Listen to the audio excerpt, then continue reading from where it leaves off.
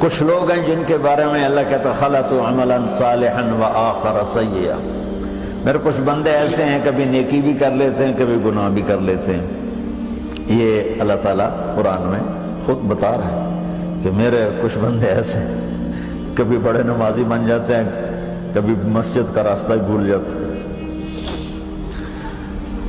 اور کچھ بندے ایسے ہیں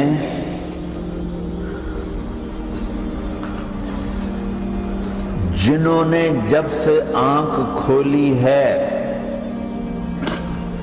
اس دن سے لے کر آج تک ایک کام اللہ کو راضی کرنے والا نہیں کیا۔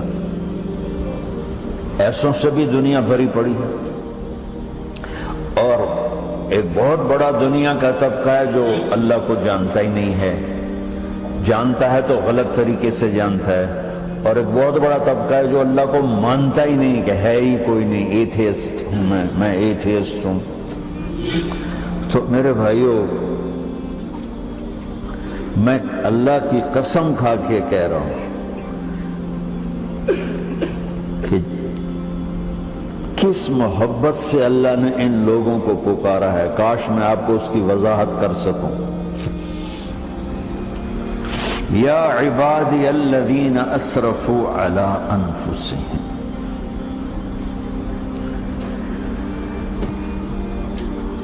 مجھے اپنے بیٹے پر بھی غصہ آتا ہے تو میں کہتا نکل جا، تو میری اولاد ہی نہیں ہے۔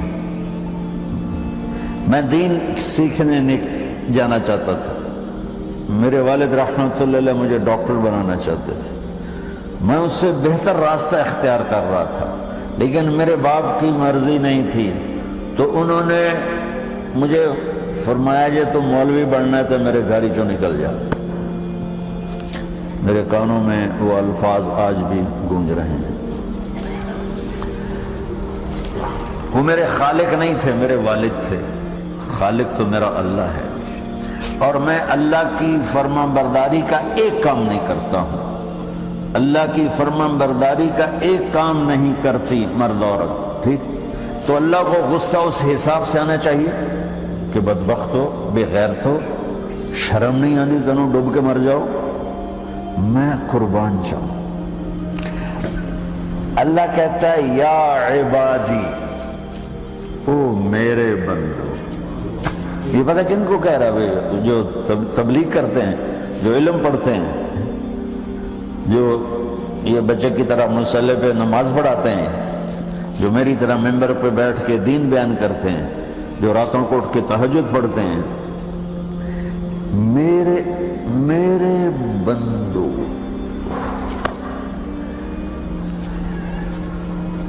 آپ نے دیکھا تو شہد ایک دھار بناتا ہے، ٹپکتا ہوا نیچے آتا ہے نا۔ اللہ کی قسم اس آیت سے اللہ کی محبت کا شہد یوں نکلتا نظر آتا۔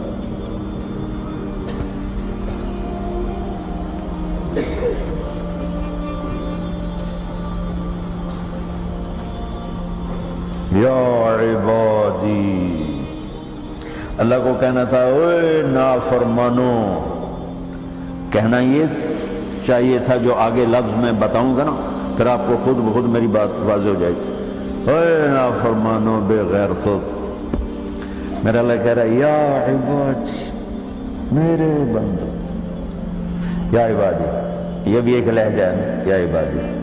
او بھائی گل سنو، یہ ایک لہجہ، بھائی سب حضرات توجہ فرمائے، کتنا فرق پڑ گیا ہے۔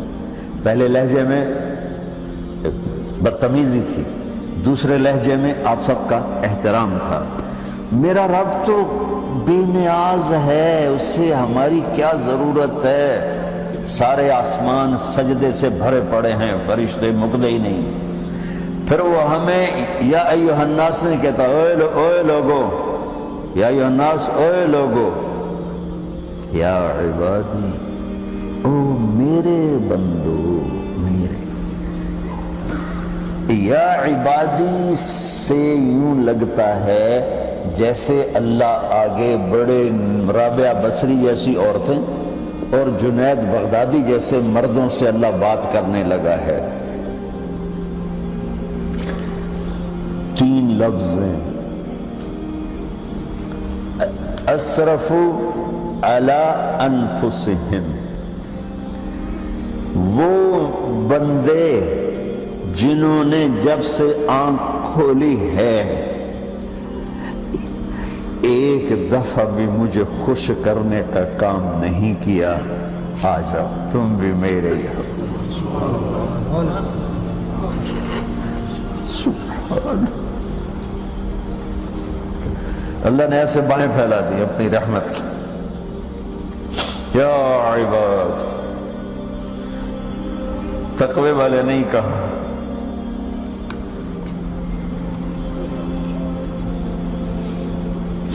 روزے والے نہیں کہا، پردے والی عورتوں کو نہیں کہا، حلال کمانے والے، تہجد پڑھنے والے، علم پڑھنے والے۔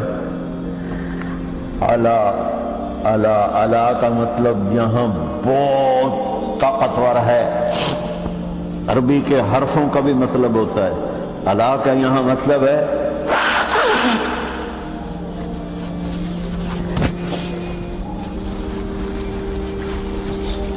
آپ نے اس ممبر کو کور کیا ہوا ہے کپڑے کے ساتھ، کہیں سے نظر آ رہا ہے؟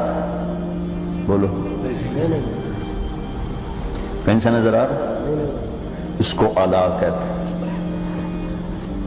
اللہ کیا کہہ رہا ہے کہ جنہوں نے اتنے گناہ کیے ہیں کہ ان کا جسم گناہوں میں ڈوب گیا ہے، وہ نظر ہی نہیں آتا ہے، صرف اوپر گناہ ہی گناہ نظر آ رہا ہے،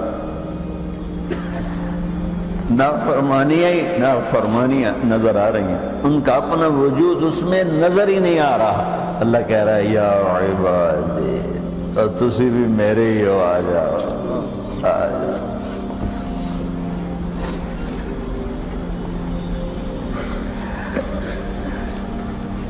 بتاؤ ایسے مہربان رب سے بغاوت کرنا ہے کوئی غیرت کی بات؟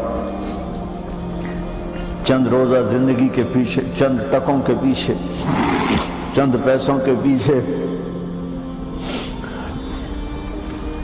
یا عبادی یا عبادی۔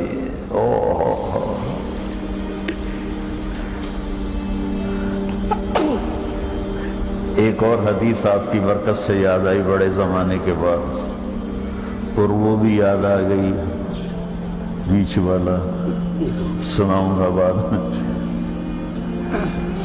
اے داؤد، اے داؤد، لو یعلمون المدبرون عنی۔ داؤد علیہ السلام، اگر ان میرے نافرمانوں کو پتہ چل جائے نا میں ان سے کتنا پیار کرتا ہوں، ان کے کلیجے پھٹ جائیں۔ اگر ان نافرمانوں کو پتہ چل جائے کہ میں ان سے کتنا پیار کرتا ہوں، ان کے کلیجے پھٹ جائیں۔ داؤد جب نافرمانوں سے اتنا پیار کرتا ہوں تو فرمان برداروں سے کتنا کرتا ہوں۔